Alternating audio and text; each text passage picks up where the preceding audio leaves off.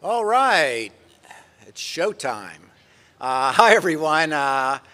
Thanks so much for being here. Welcome to the State of the School Address. I really appreciate you being here. For those who are joining us virtually, welcome. Thanks for listening in. Many of the images in my presentation can be found in the 24-25 annual report, which is getting released. And so I encourage you to read the report. There's a lot of really good information in there. And then this presentation will get posted, so you'll have that as well. I have a lot to talk about, so let's get started. I always like to start with the mission. The West Virginia School of Osteopathic Medicine empowers students to find health within themselves and the people and the communities they serve. We advance health and well-being in West Virginia and beyond through cutting-edge training, pioneering research, and immersive clinical experience. By blending innovation, compassion, and a deep-rooted dedication to osteopathic principles, we are shaping the future of health. I want to give a special thanks to our AVP department and the work that they do. I just love the videos you produce, and thank you so very much. You know, I'm really proud of our revised mission statement. We're a mission-driven institution. I hope that as we work on improving the health of our communities, that you all are working on your own health and on the health of your families.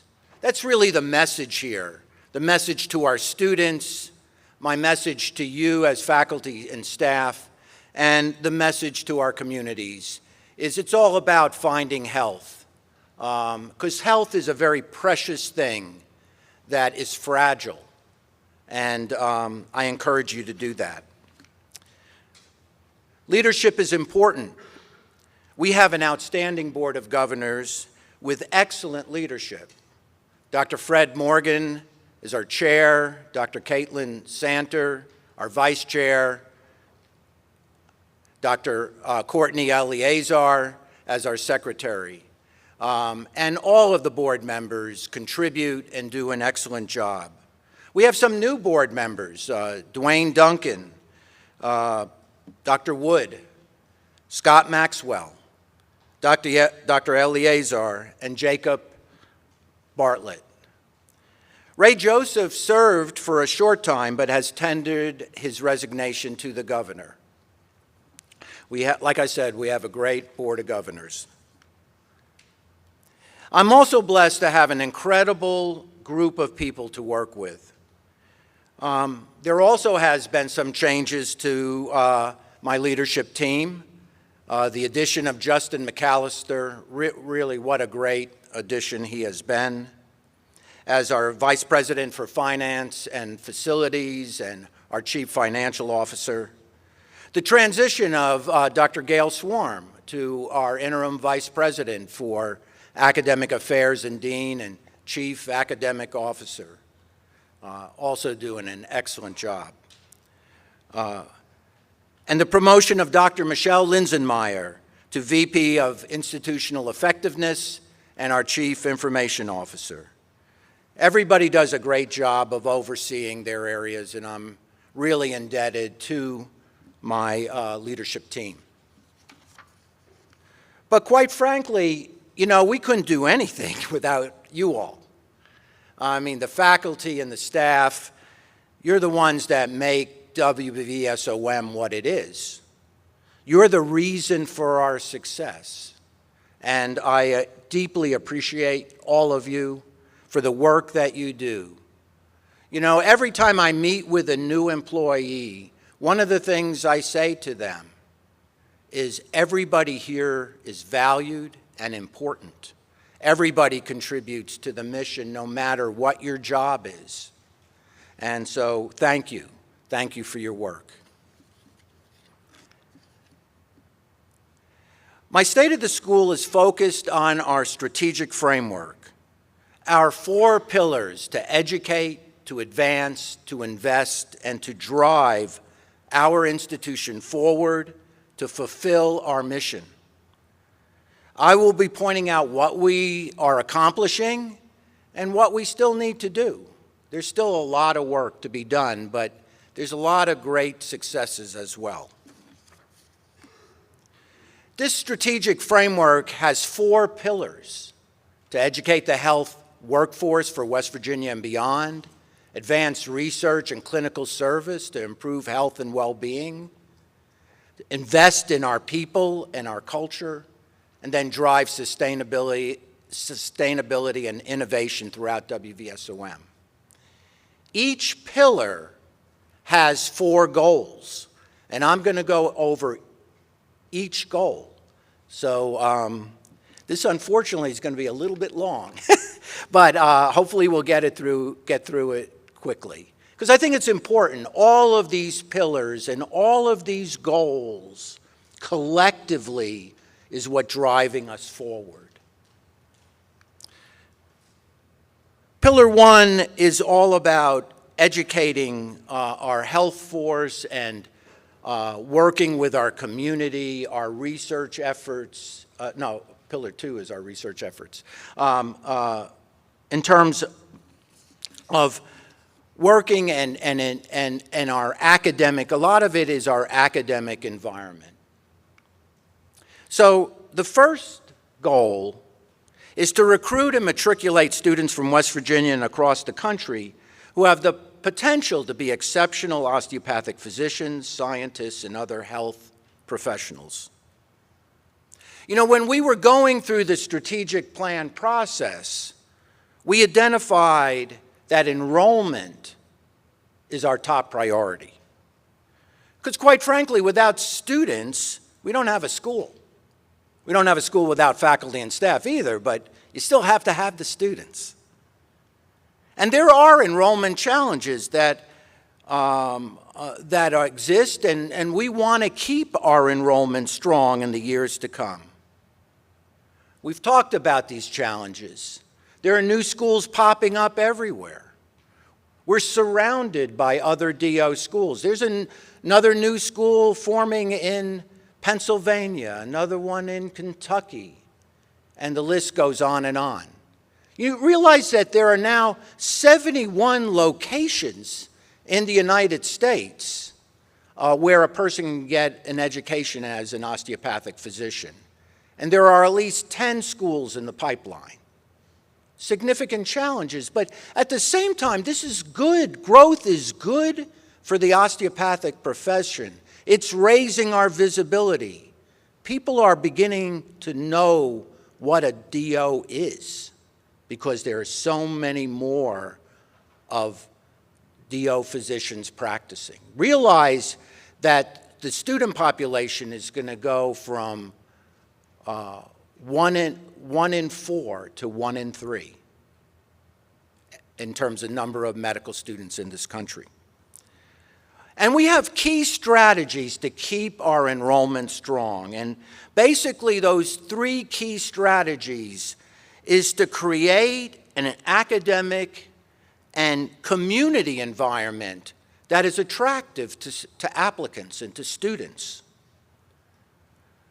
Market our program so potential applicants actually know who we are and where we are. And to develop pipeline programs, including our POMP program, our pre-osteopathic medical program, and our MSBS program. Of course, it all starts with our incredible admissions department. This graphic illustrates the amazing work that they do. You know, I also want to commend the admissions committee and all the faculty and staff who participate in our admissions process. Your work is important. It's critical to our success. I also want to say a special note. We want to keep Ronnie Collins in our thoughts and prayers. But realize there are many people at this institution, faculty, staff, and students, that have health challenges in addition to Ronnie. I know about a lot of them, and I try to reach out to them. But there are a lot of people who have struggles. And so I encourage you to reach out to your fellow colleagues and support them. Everybody needs support. We are having an incredible year in admissions. In fact, we are on track to having the largest in-state class we've ever had in the history of the school. Yeah, a big round of applause. When we're looking at 70+ in-state students. The Board of Governors is ecstatic about this. They are truly supportive of it. They challenged us as an institution to improve our numbers, and we're doing that. The work has been incredible. The success of the MSBS program and the POMP programs have clearly made a difference. And I just commend the work. I am so very proud of this program. The faculty and staff who are a part of this program, and of course our MSBS students. This is a big part of our future success.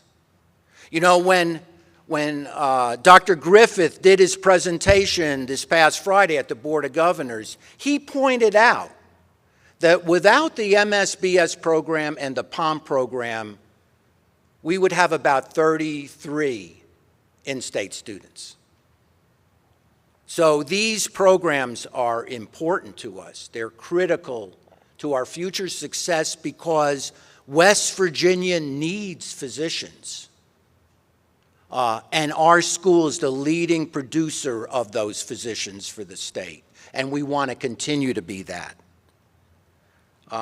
Again, I'm so proud of our MSBS students, many of whom are on the path to becoming an osteopathic physician. I love telling the story of last year.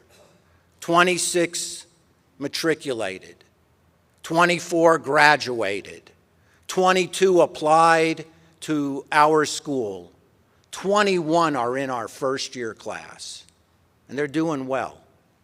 That's an amazing job. Let's give a big round of applause for our MSBS program.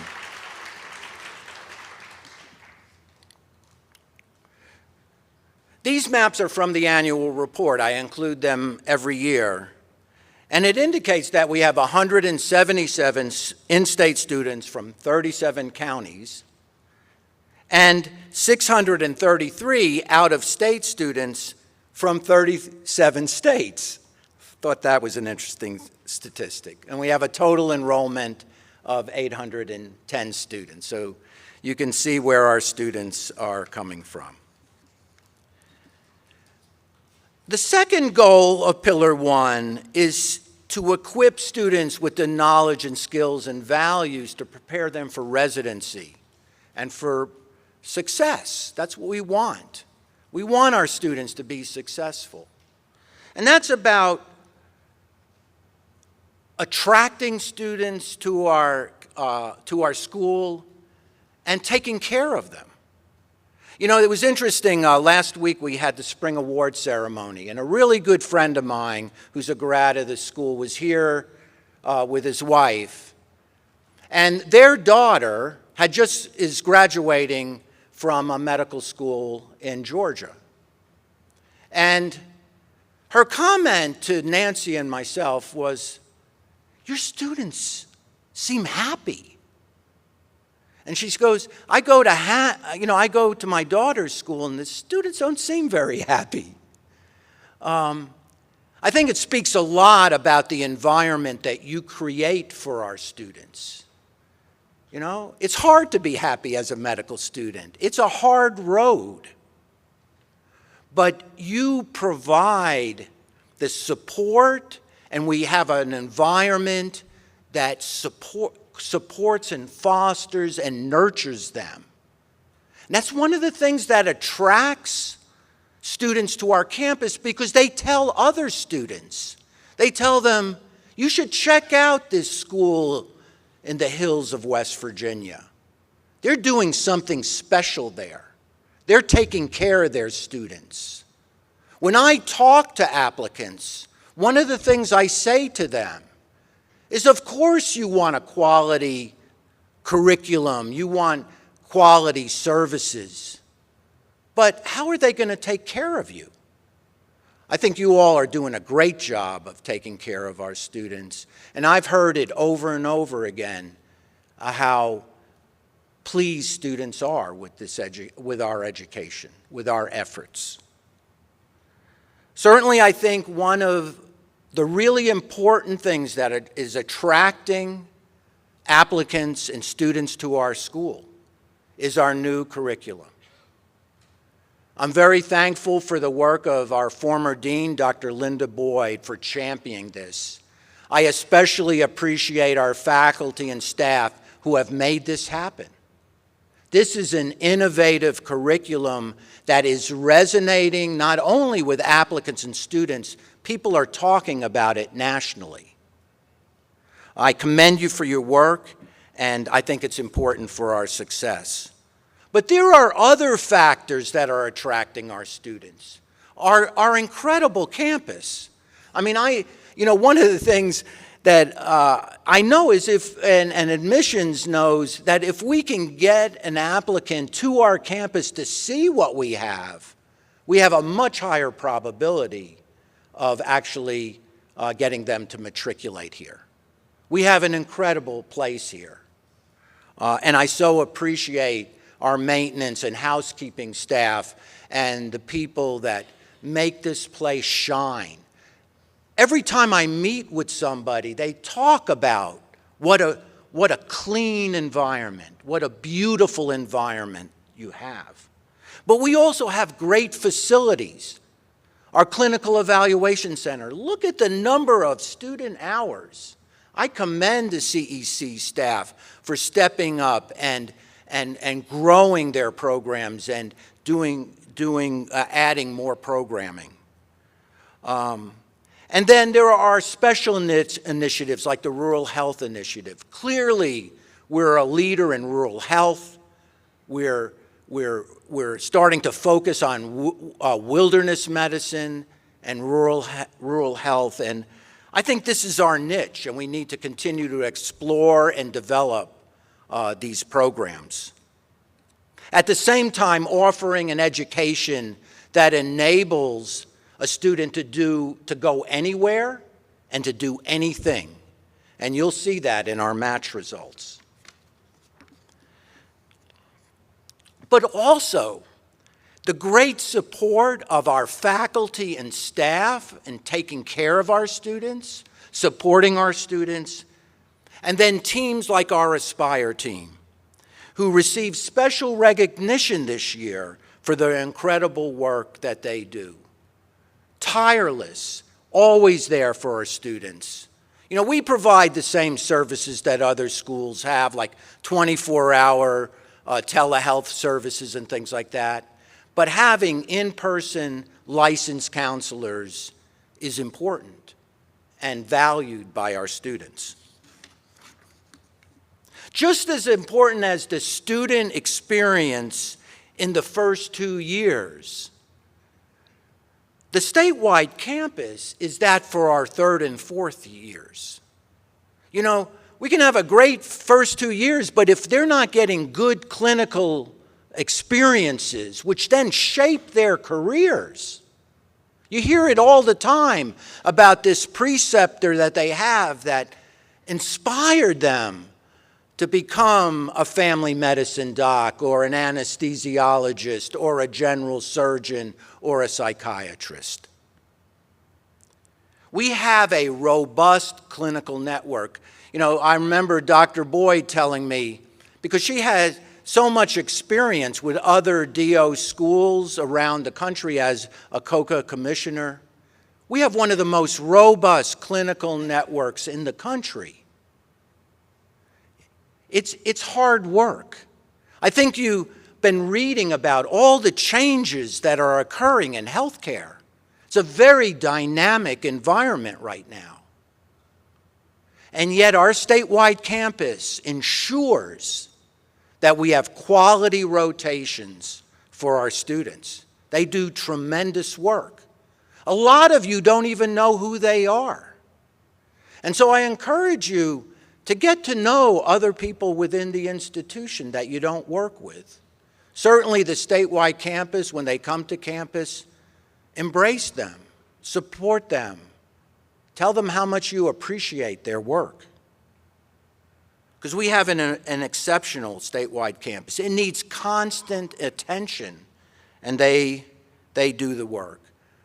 The other thing I'll point out, and we talk about volunteer hours of our students, which is usually way over 10,000 hours a year. But look at the number of healthcare hours they put in, over 1 million. They work hard. Students work hard in that clinical environment and by seeing patients and taking care of patients. Of course, under supervision of their preceptors, but they're delivering health care. Another goal that we have is growing residencies. In order to keep physicians in our state, what I tell people all the time, including legislators, we need more residencies. You want to keep people in West Virginia? We got plenty of medical students for you. We need residencies. We need fellowships. That's what's needed to keep people here. Because we know that if a student goes to a medical school in our state and then goes into a residency in our state, there's a 70 to 80% chance they're going to stay, at least for their first job.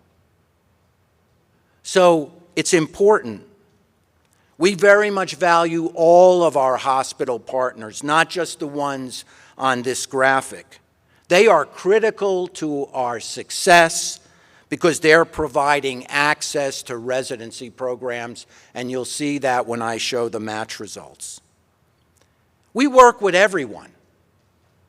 So as an example, we are continuing to develop and help hospitals to form new residencies. And so we're working with Princeton Community Hospital to create residency programs there. It's an important training site for our students. And here's the big news, our match results. We had an incredible match this year.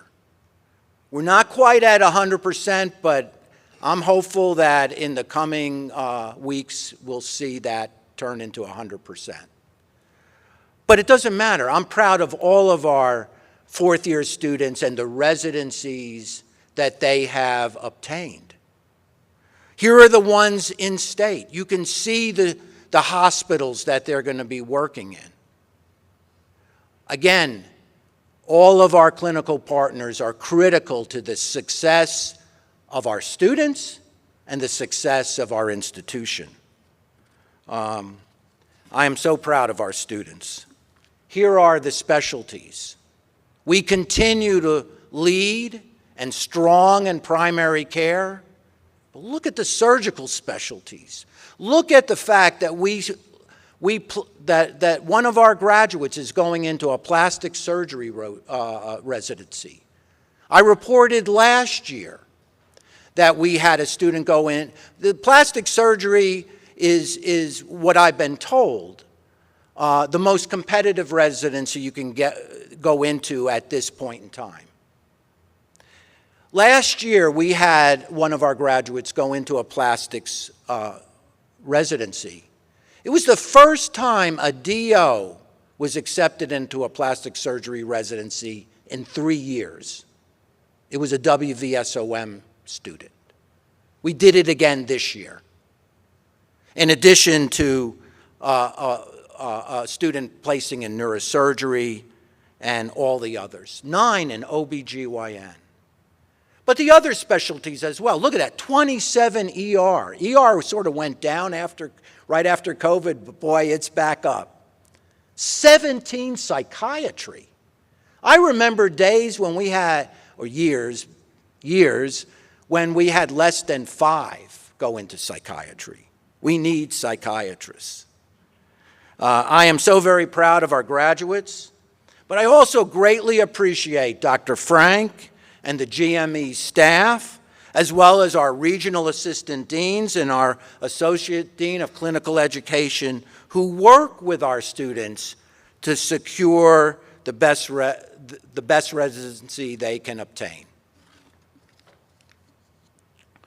The fourth goal of Pillar 1 is to continue to look at expanding what we're doing. Now, I know that's scary to some people, but here's the thing. If you just maintain status quo, my belief is you will get run over. You got to keep moving forward. You cannot stand still. And so what are we doing? We have success with the MSBS program, and we're going to grow that program. Of course, we can only grow it so far. And our goal is to have 70 students in each class. I think we need to continue to look at dual degree programs and providing students with opportunities that we're not providing right now, and partnering with other institutions. And then we need to continue to look at what else makes sense for us to do. It takes a long time to plan and implement a new program. So this is not happening tomorrow, but this is something we have to plan for the future. Again, we all have to think strategically. I mean, if you care about this school, if you care about your job, you need to be thinking about the future. You need to be thinking strategically, both for your own work, for your department's work, and for the school.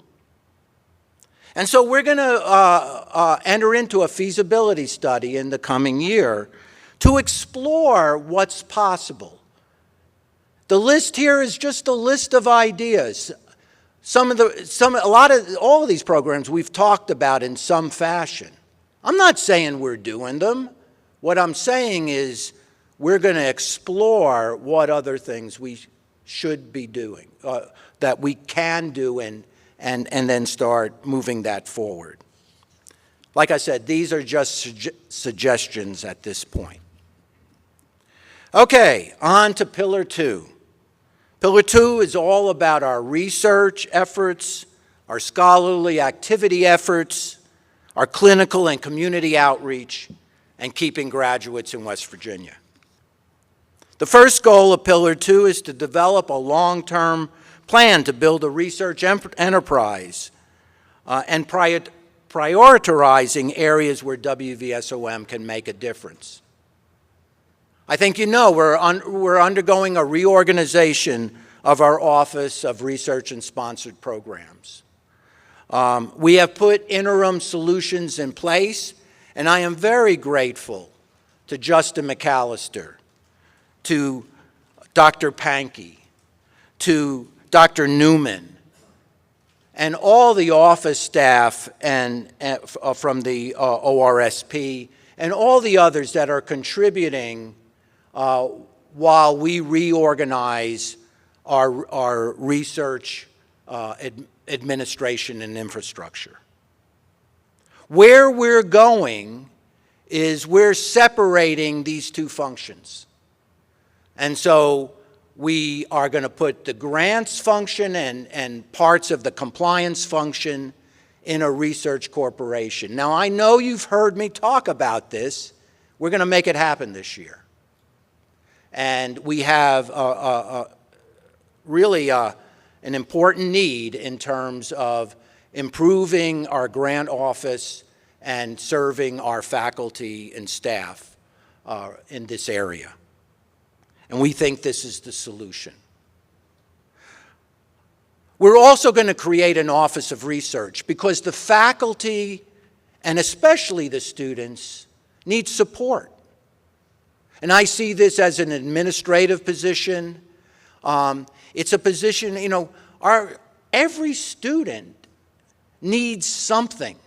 They need it on their CVs. They need it to get into their residencies. We need to grow our research efforts. And not every student's going to do research. We need to grow our scholarly activities. I'm always impressed when I go to the Midwinter CME and I see the people from Boone Memorial and they display all the quality improvement projects that our students are working on. I think that should be done everywhere because it's hard to provide a research or scholarly activity for every student on this campus. I recognize that. So we need to grow things outside of this campus as well. We still have work to do on policy. We're long overdue for having an intellectual property policy, and I've directed our legal counsel, Brian Lutz, along with the Institutional Policy Committee, to create one this year. And then, of course, there is our research building addition. I think we're all going to be proud when this building is finally completed. It's exciting to have this project started. There's shovels in the ground starting this week, and it's an exciting time for our school. People are taking notice. Students are taking a notice. Applicants are taking notice. The other thing is we're doing more. And I'll talk more about our revenue streams. We want to grow our revenue streams. So this biotech idea is an important idea. And so we had our ceremonial groundbreaking. What a fabulous day in spite of the weather. And our first bio conference, which was a huge success. I really commend the work of Don Smith, who has really been tireless in his efforts to make this happen for the school, as well as the other work that he does. I think many of you have gotten to meet him, and he has really added a lot. I also appreciate the work of our faculty and staff in advancing our research and scholarly activity. Our research enterprise is important to our students, as I said. They need credentials on their CVs, on their resumes.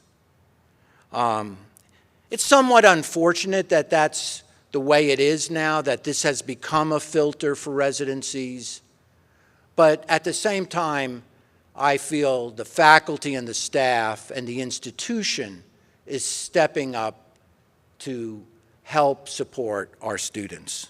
And I applaud everyone's efforts in their work. Pillar 2, and this is the second goal, is we have a responsibility to improve our communities, the health of our communities. I've been saying for a long time that a medical school is more than a place where people come to become a physician, in our case, an osteopathic physician. And it's also a place where research, medical research and bioscience research is being conducted. We also have a responsibility to improve the health of our communities. That's a big lift in West Virginia. But we need to continue to step up to the plate to do that. And so we do this in numerous ways, and I've listed them. Our Center for Rural and Community Health has done such incredible work, and the next graphic, I'll show you some of their work. Realize the Klingman Center downtown is one of the places we operate out of to deliver community programs. We want to spread these programs throughout the state. We have some incredible programs. The WISH program, developed by our own Dr. Dreama Hill. It's an important health program for women. Our Fit Kids program that Joyce Martin and others have worked on. Important programs to have healthy kids. But also the work that our faculty and staff are doing. And then our students are just incredible in terms of the community service hours that they deliver, in addition to the healthcare hours that they also provide. In this graphic, you can see the contributions made by our CRCH. It's incredible work. The center really came into its own under the leadership of Dr. Dreama Hill.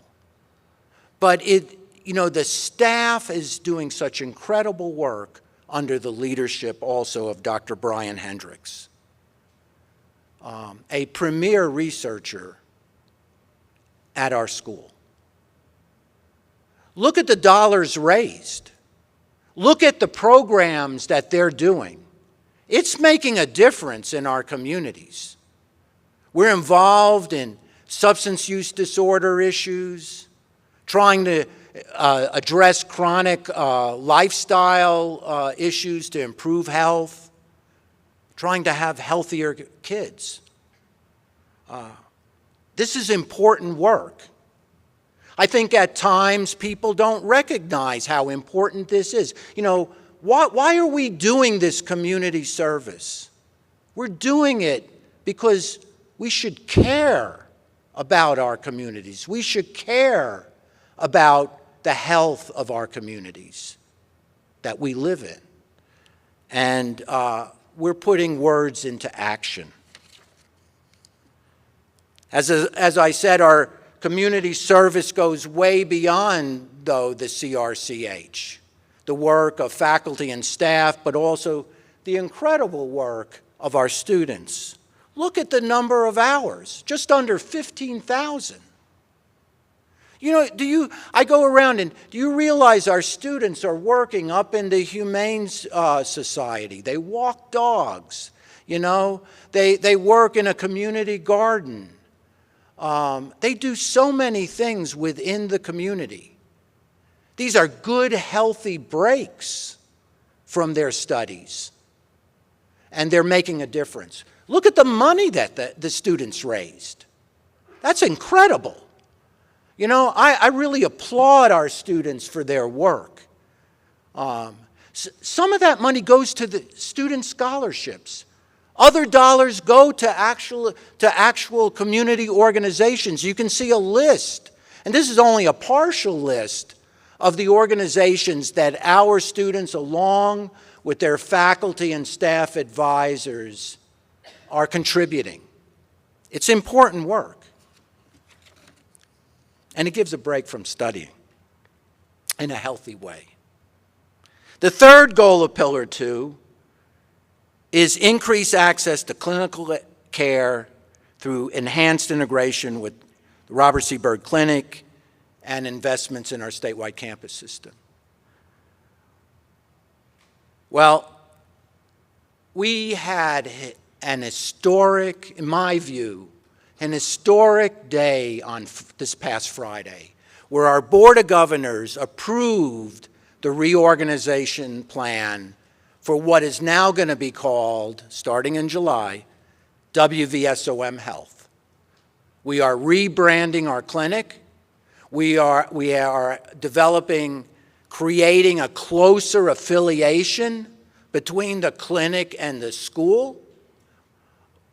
While the clinic will still be a nonprofit, we'll be like this. We'll be connected in a way we've never been before. Big changes are going to occur. Positive changes are going to occur. And this is important. It wasn't but a year or so ago, I had board members saying to me, I'm not sure we're going to be able to keep the clinic. It's a financial drain on the school. Are we going to be successful? Well, we're turning it around, and a lot of that work is the work of Mary Page Nemchik and her staff, and the work that they've done to turn this clinic around. Realize 2 years ago, just before Christmas, I get a call that says, clinic can't make payroll. It was a nightmare. The school helped out. We made payroll. And we've done so much more under Mary Page's leadership. But I also want to just commend the work, and there are too many people to name, and I'll miss somebody, but the implementation committee, the I can't say it. I'll stop. The team that produced the plan did an incredible job, addressed the needs of our clinical faculty, addressed the needs of the clinic, and addressed the needs of the school. And we're putting that plan in place and going to implement it with the board's approval. This is a game changer. But also we need to continue to enhance our statewide campus network. Because like I said earlier, the statewide campus is critical for our success for our third and fourth year students and getting those residencies. Pillar 2 is also about increasing the number of graduates practicing in rural health and primary care in West Virginia. Well, we're doing more than that. We are the leading producer of physicians for the state of West Virginia. It's either the third or fourth year that we've led in terms of the numbers of physicians we're producing for the state. We've been a leader in primary care and rural placement for decades. For decades. Look at those rural numbers compared to the other two medical schools. We're proud of this. This is our niche. We're making a difference. I go all over West Virginia, and what I hear consistently is if we didn't have WVSOM, we're not sure we would have health care in our area. We are a force that people recognize, appreciate, and value. This is your work. Realize that everybody in this room contributes to that. Like I said, it's really exceptional. Our graduates are in now, these are maps of where our alums are, again, in the annual report. Our graduates are in 51 of 55 counties. The 4 other counties, they don't have health care facilities. That's why they're not there. And we're in all 50 states. As I tell people, WVSOM is bigger than just West Virginia. We're national presence, and the proof of that is these maps. Look at where we're everywhere in terms of primary care and in terms of rural placement. We're a leader in rural medicine in the country, one of the top schools that are producing physicians who practice in rural areas. Of course, we have plenty of graduates in the urban areas too, and we have plenty of graduates, as you saw in our match results, that go into non-primary care specialties. We're an institution that offers it all to our students in terms of what they want to become and where they want to practice. Other schools don't have numbers like this. And so I'm really proud of it. I hope you are too. Moving on to Pillar 3. Pillar 3 is all about taking care of our people, our employees. The first goal of Pillar 3 is to recruit, develop, and retain exceptional faculty and staff needed to advance our mission and goals. It's hard work. Recruitment is really tough. I really commend the work of HR department, along with the leadership of our Vice President, Leslie Bixler. You know, realize it's a small staff. They do a lot of work. And so, you know, I'm proud of our faculty and staff and the work they do. We have a little over 300 employees, and many of those employees stay for decades. And so I hope that's an indication of a place that people want to work and stay. And certainly our great, what is it, the survey we just filled out. Great colleges to work for. Clearly, you know, your input is important to us, but more importantly, you validate that by saying you appreciate working at this institution. We're committed to improving compensation. We have across-the-board salary increases. I realize, you know, we need to do more in this area, and we're trying to work with the state to try to get more dollars rather than charging higher tuition for our students. But we're committed to modest increases. We provide educational opportunities for staff. We're supporting our faculty.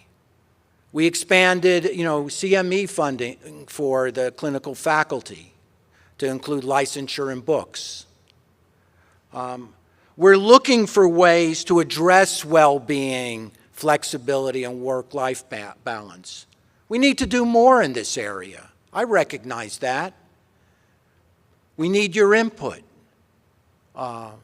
We want everybody to be well and to appreciate the work that they do here.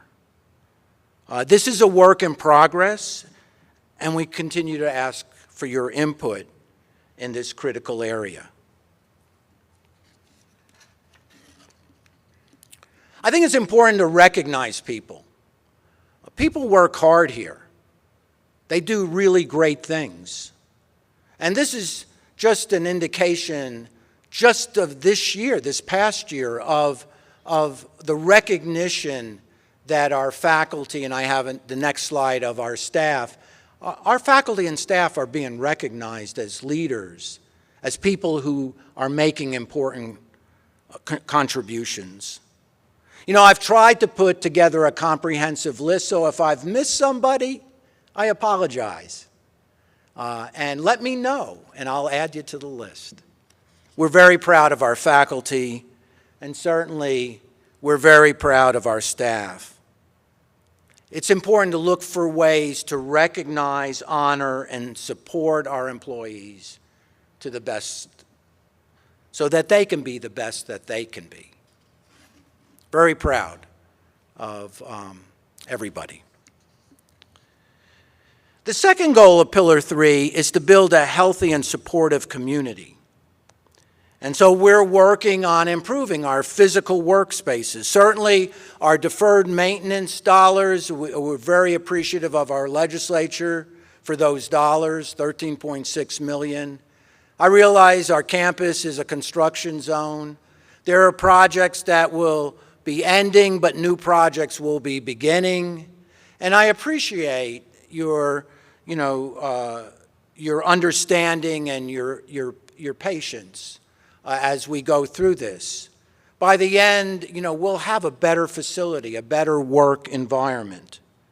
But we're also addressing other needs. What's nice about the deferred maintenance dollars is we can use other dollars to refresh our interior spaces, to improve the look of things, to make your work spaces more inviting and productive.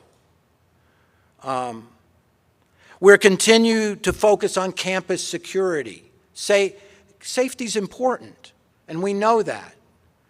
You'll be hearing more about the revision of our emergency plans and our our COOP plan if a disaster happens.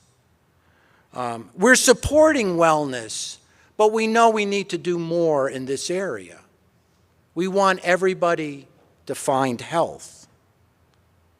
We have a responsibility to foster a caring and supportive environment. And what I say to all of you is we all have that responsibility. We need to care and to support each other, not only within our departments, but across departments. We need to work together.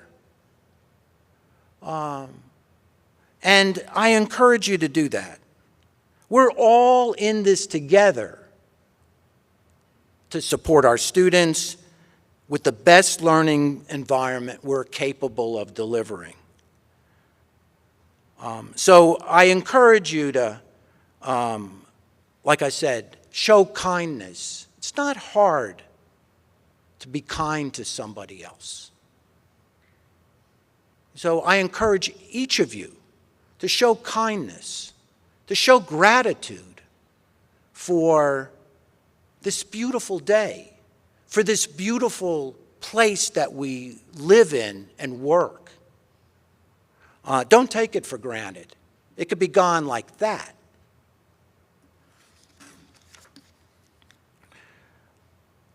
I really appreciate the renewed focus on our institutional values and implementing a WVSOM code of conduct. I think this is important.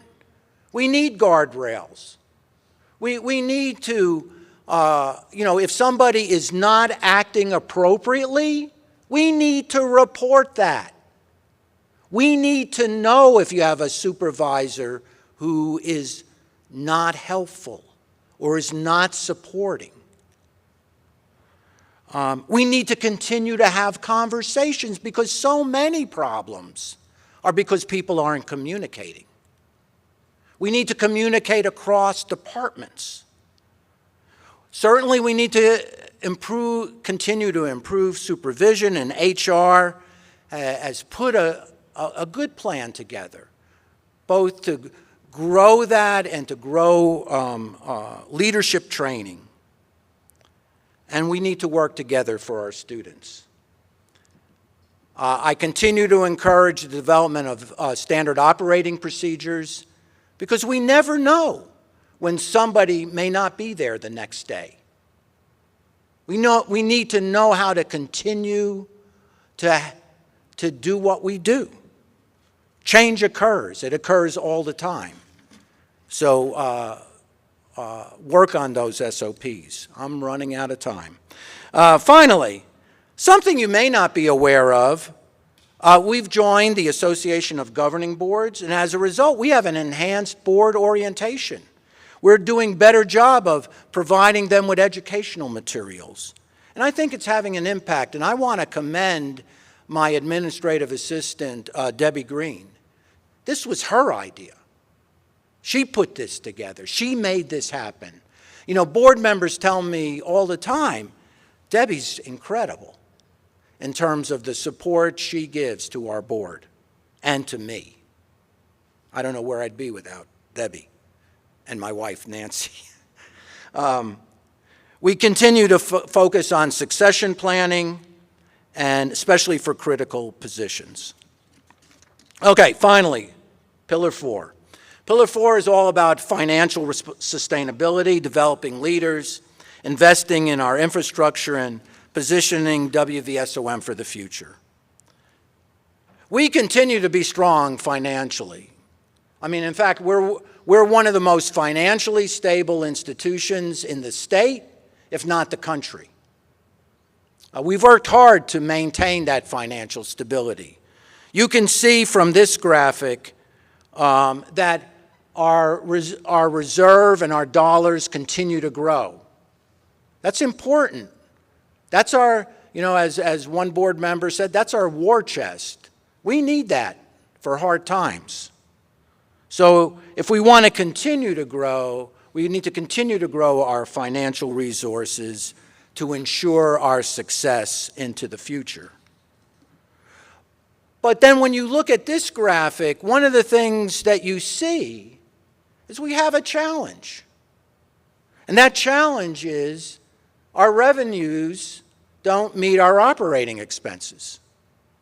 And so we've identified that trend, and we're working on that trend.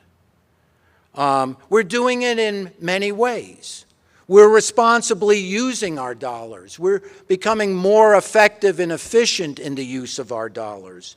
We're eliminating waste. The other thing we're doing is we're using that reserve. The board now allows us to use 2% of the profits we get from our investments, and our investments are doing really well. We've made over $30 million on our investments in the last 10, 15 years. Like I said, we have better control of our expenses, and I appreciate that. I appreciate everybody who's working with Justin and his staff with the OBA to address that and to be efficient and responsibly use the funds that they're given. And of course, we continue to look for new revenue streams to address this challenge. Our sources of revenue, you've seen this before. Our biggest source is our student tuition and fees. And I'm pleased to report that we're not increasing that this year. That's a good thing. We all want that for our students. Our state appropriation is extremely important to our school as well. And I certainly thank our legislators and our governor for making that happen, for the increase in our appropriation. And I'll talk more about that in a minute. And we're also looking for other ways to enhance our revenue. I knew I'd do that. Okay. We have many financial solutions. We're looking for many ways to increase our revenue. Maximizing enrollment is important, both for our DO program and our MSBS program. As I said, reducing expenses and improving efficiencies. Effective use of our reserve. We need to increase our fundraising for scholarships. And all those who gave on our Day of Giving and throughout the year with our annual campaign and in other ways, thank you. Thank you for contributing. You know, I started doing a payroll deduction as an assistant professor here. I think it's important to support the school, personally. While we don't have a tuition and fee increase this year, you know, it's inevitable. Because that's the main way schools improve their revenue, is they just put it on their students. We've done a really good job of trying to keep our tuition low. In fact, it's the lowest tuition in the state, and it's one of the lowest, our in-state is one of the lowest in the country. We need to do that. I also want to point out the increase to our state allocation. And we also received one-time appropriation of $5 million. Again, big thanks to our legislature and to our governor for making that happen. I also want to say we've got a great legislative team led by Don Smith. We're making asks at the federal level, and we're exploring several economic development projects, including the third floor of our research, public-private partnerships, and our housing project on GMS Drive. We're investing in our infrastructure. Dashboards are already being produced and will continue to be produced. If you have a need for a dashboard, let the IT department know. Certainly, the new world of AI is important. We can't ignore it. I want to commend the work of the AI task force under the leadership of Dr. Michelle Linsenmeyer, Dr. Katie Williams, and their staffs. I encourage everyone to educate themselves and use AI in their work. It will change you. And life is change. Remember, I'm a gross anatomist. You know? If you don't change, you're dead. I mean it. Life is change. And this is an area that, again, if we as an institution don't adopt this and embrace it, we'll be run over. So it's important. The other thing I encourage everybody to do is automate your work functions. There's all kinds of great technology out there. Talk to the IT staff. Talk to Dr. Williams and her staff. You know, there are ways we can improve and become more efficient. I think it's critical to our future success. In addition, the website is our window to the world, or the world's window to us. We need to enhance it, develop it, and social media is really important in this area. As I mentioned, deferred maintenance projects, I do appreciate your understanding and patience as we go through these projects. I also feel bad that, with construction, there are delays. It's inevitable. We had like over a year delay for the testing center. Well, unfortunately, there's a delay with completing the Founders Center renovation. But we're very hopeful that we'll be able to get through that and have an open facility by early fall. I'm looking forward to the improved facilities, and I hope you are too. Need to continue to develop leadership succession plans, and I'll just briefly touch on this. Part of the changes that are occurring with the senior administration is our wonderful Dr. Dreama Hill. This is her last year. She has announced her retirement plan. She's going to retire in March of 27. She has a lot of responsibilities. And what I've been doing is we've been pairing off those responsibilities to other VPs. So my VP for Finance and Facilities will be taking on a lot of the operating functions and other responsibilities. My VP for Institutional Effectiveness and Chief Information Officer, Dr. Linsenmeyer, now oversees IT and other responsibilities. We're going to start a search for a VP for Advancement and Chief Development Officer. And under that VP will be the Foundation, the Alumni Association, and Marketing. And then we've attached social media to our Associate Vice President, and the search for a VP for Academic Affairs and Chief Academics Officer is ongoing.